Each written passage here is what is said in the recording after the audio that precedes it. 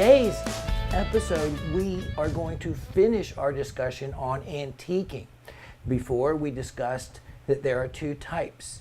There is a type where it is put on and applied with a paint, and then there is a chemical version where it is an oxidation created by a chemical reaction. Now, for some of you who don't know what the word antiquing exactly means, because a lot of you it sounds like you're making something old. Well, in one respect, it does give a ring the look of an older type of finish. But basically what you're doing is you're darkening a background and highlighting a foreground. The highlighting is done afterwards. So we have a couple of different rings that we're going to demonstrate as part of our project. So let's get started. What we have here are 3 sterling silver rings and a gold ring that actually happens to be a personal ring of mine. And what we're going to do is we're going to demonstrate on one of them at least, but we're going to show you where the applications of darkening the background is applied in each of these cases and the outcome of what the look would be like by doing so. In the gold ring, you can see it is actually an incredible dragon design, but it kind of gets lost in all the brightness, right? Well, we're going to show you how darkening the background and highlighting the foreground will actually bring out some of that detail that we're missing now. All that is needed are 2 simple tools, basically. One is and very important one, steel applicator, so to speak.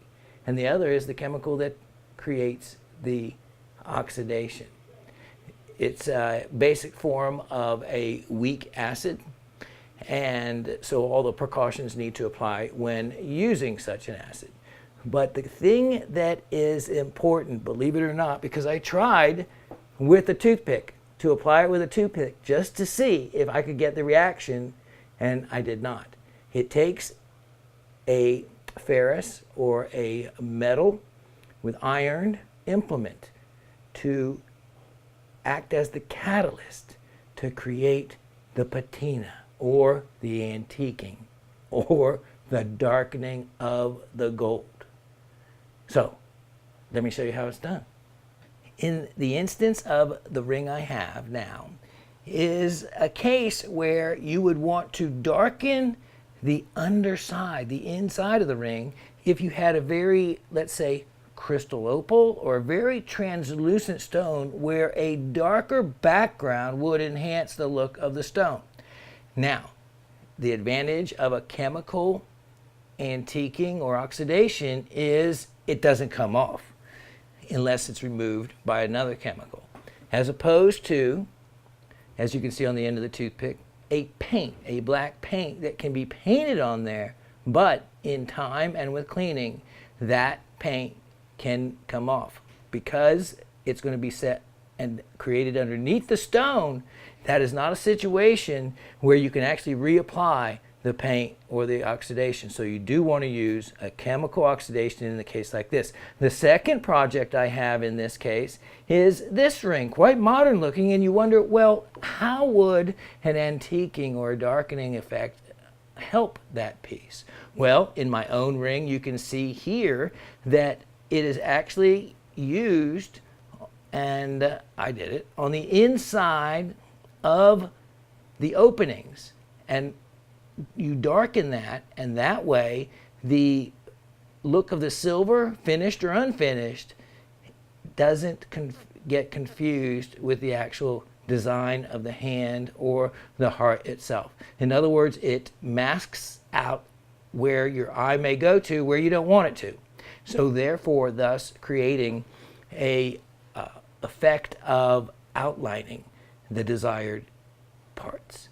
Now, in the last ring, and this is the one that we're going to actually apply the chemical to, is a ring where you can see a center stone would be set in the middle right there, and you have this very striated design, and yet it doesn't really showcase as such. We're going to oxidize it and then highlight it and I'll show you how it looks when it's complete. I have obtained and gathered up a couple of safety devices, and one being gloves, the other just being a catchment device in case any drips. Like I said, this is a weak acid that you should always have bicarbonate of baking soda close in hand. It is a counter agent to any acidic product. Keep that in mind at home as well. It's a base. It works against any other acidic products. It's something very important you should have around in general. Okay, so that's all we need, and now what I'm going to do is use the ferrous implement to apply the chemical to the piece. And in silver, the reaction is quite quick and effective. As a little side note, and something that as a curiosity, if you ever boiled eggs, and if you've ever peeled eggs, and like for Easter, or a number of them, and you wondered why your silver jewelry turned black, or your hands, well, it is truly, they say, remember the smell of a rotten egg. Well, the smell of a rotten egg, what you're creating is a hydrogen sulfide. It is combines with silver very readily and creates silver sulfide. It is tarnish, basically. And that's why and how that happens. You can also actually create a tarnish effect, and the old timers would actually do antiquing with some of these methods as well by a rubber band. And you say a rubber band, if you've got an old silver coin, wrap a rubber band around it. You don't have to wait long, a day maybe or so, and you will see a black ring around it. What is the key ingredient in rubber? One of them, sulfur.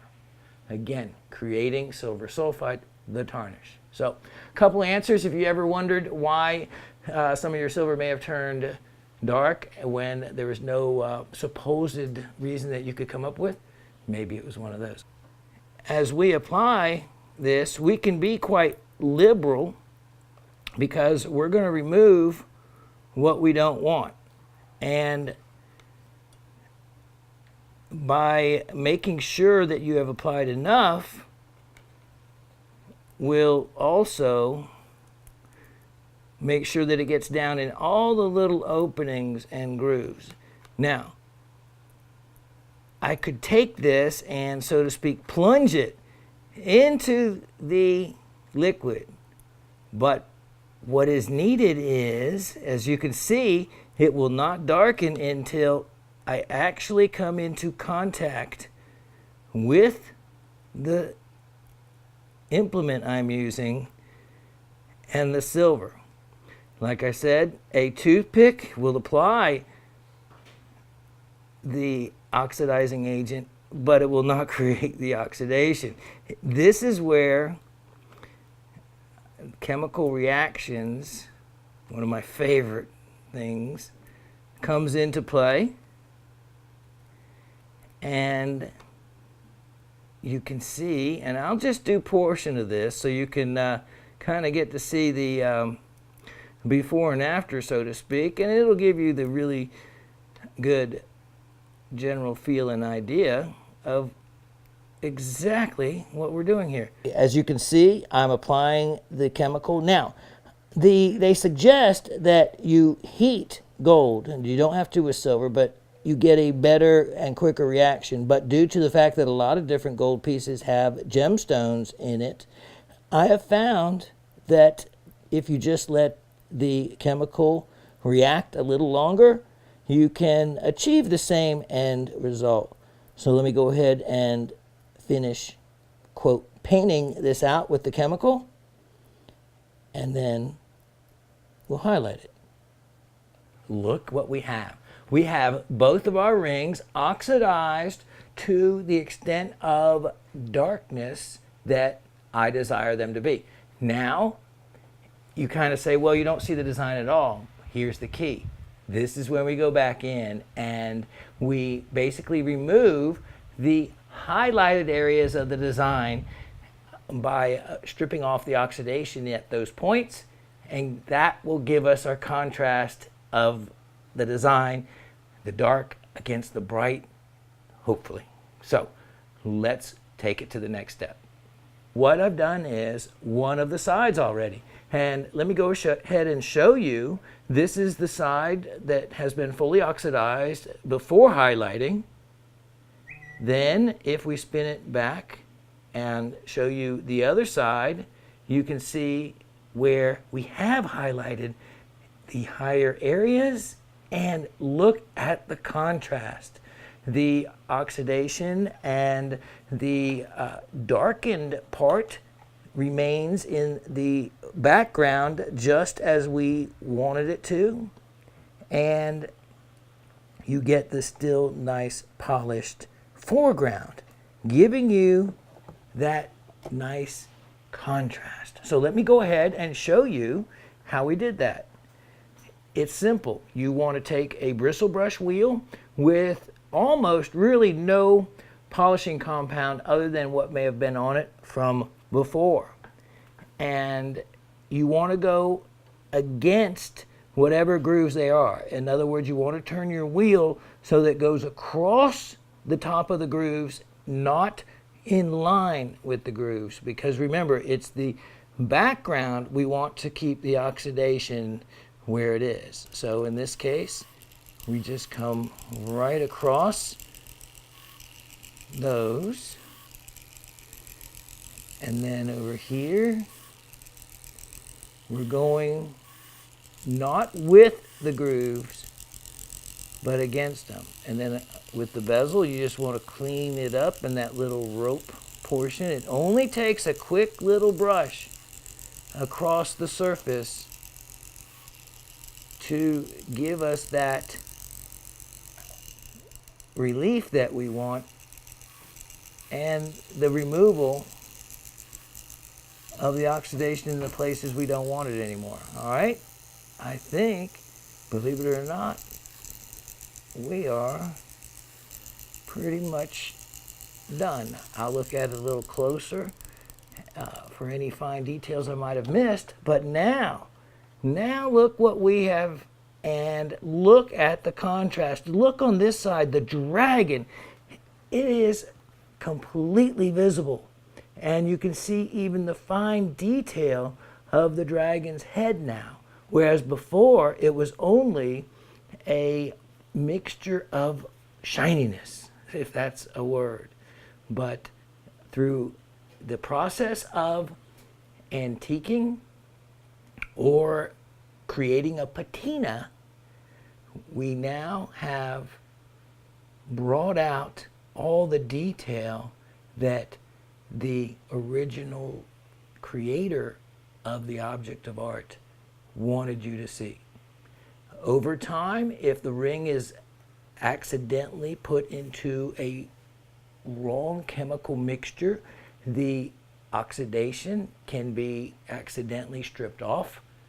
And it is in these cases where the goldsmith should know the proper techniques to go back in and replace the oxidation, whether it was created by way of a chemical reaction or by way of a what's called a background antique paint type of mixture that is very adhesive to the gold, but over time will also and can be lost through wear.